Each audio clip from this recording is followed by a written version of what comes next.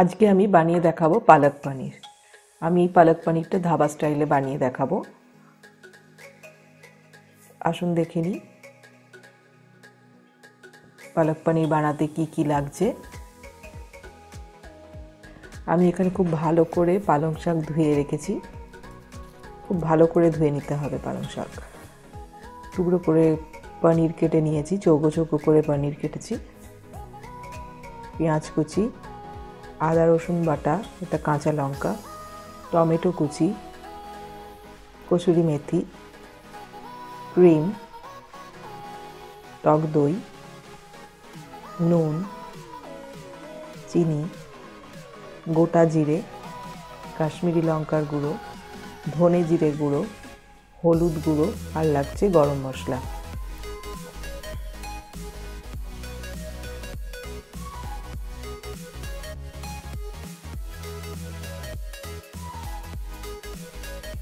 আমি প্রথমে পালং শাকটা সেদ্ধ করে নেব।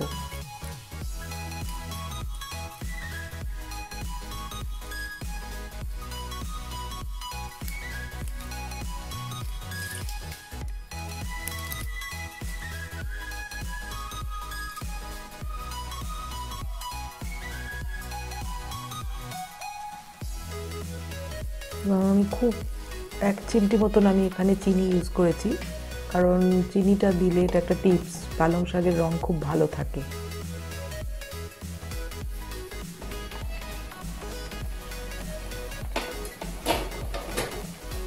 পালং শাক সেদ্ধ হয়ে গেছে, এবার আমি এটা পেস্ট বানিয়ে নেব।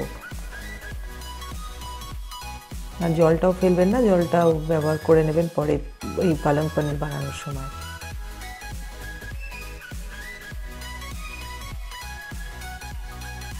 এবার আমি 3 টেবিল চামচ তেল দিলাম, রিফাইন্ড অয়েল দিয়েছি।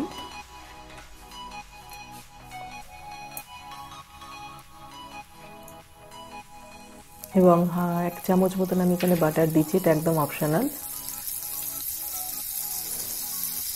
কারণ ধাবাতে বাটারটা খুব বেশি ইউজ করা হয়।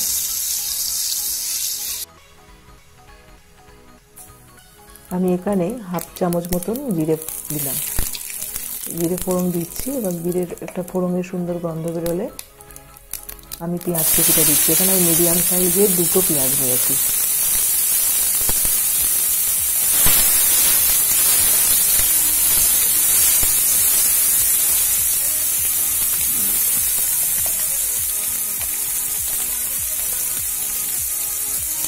এবার আমি নুন দিয়ে দিলাম, 1 চামচ মতন নুন দিয়ে দিচ্ছি এখানে। পেঁয়াজটা খুব তাড়াতাড়ি নরম হয়ে যাবে। পেঁয়াজটা ভাজা ভাজা হয়ে এসছে, এবার আমি আদা রসুন বাটা দিয়ে দিচ্ছি এবং খুব ভালো করে কষে নেবো আমি।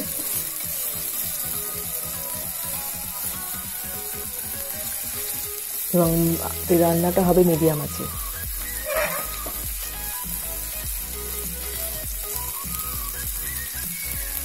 এবার আমি টমেটো কুচি দিয়ে দিলাম।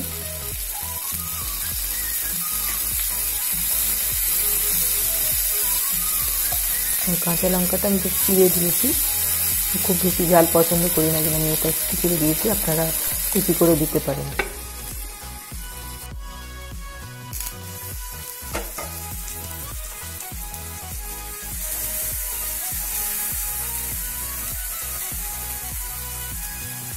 এবার আমি হলুদ গুঁড়ো দিয়ে দিচ্ছি, কারণ মশলাটা টমেটো সব নরম হয়ে গেছে ঢাকা দিয়ে জন্যে।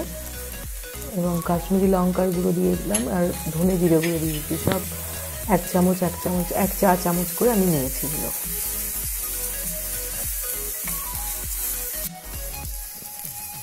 এবার আমি 1 টেবিল চামচ কসুরি মেথি দিচ্ছি, দিয়ে খুব ভালো করে কষতে হবে।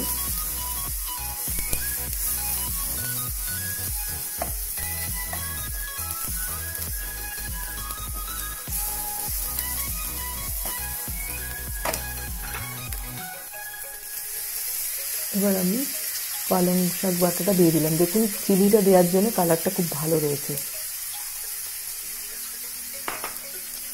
এবং পালং শাকের যে জলটা ছিল সেই জলটা আমি দিয়ে দিলাম।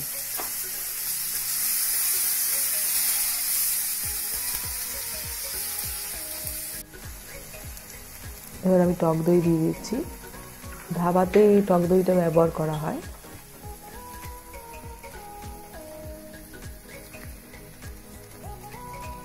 ধাবার মতন পালং পানির বানাতে গেলে টক দইটা লাগবেই।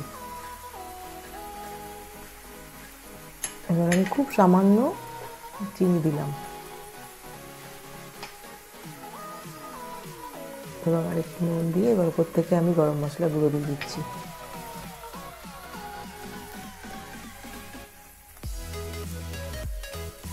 গ্রেভিটা আমার তৈরি হয়ে গেছে। এবার আমি পনিরটা দিয়ে দিচ্ছি। আপনাদের যদি মনে হয় পনিরকে ভেজে নেবেন তো খুব হালকা করে ভেজে দিতে পারেন। আমি ভাজাটা প্রেফার করি না, তাই জন্য আমি কাঁচা পনিরই দিয়ে দিই। এবার আমি একটু বাটার দিয়ে দিলাম ওপর থেকে, হাফ চামচ মতন বাটার দিচ্ছি।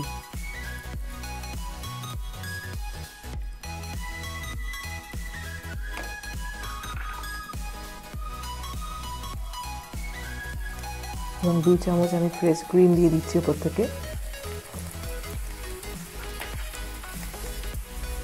মিশিয়ে নিতে হবে।